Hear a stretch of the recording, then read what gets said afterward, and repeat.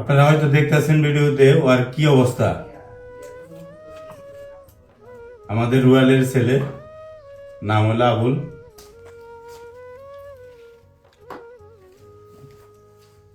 প্রবাসী ফাউন্ডেশনের পক্ষ থেকে কিছু হেল্প পাঠাইছে আমাদের ছোট ভাইয়েরা।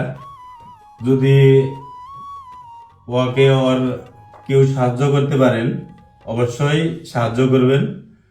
ও অনেক সমস্যায় আছে, যেটা বলার মতো না। আপনারা হয়তো দেখতেছেন ভিডিওতে ওর কি অবস্থা। আমাদের রুয়ালের ছেলে, নাম হলো আবুল।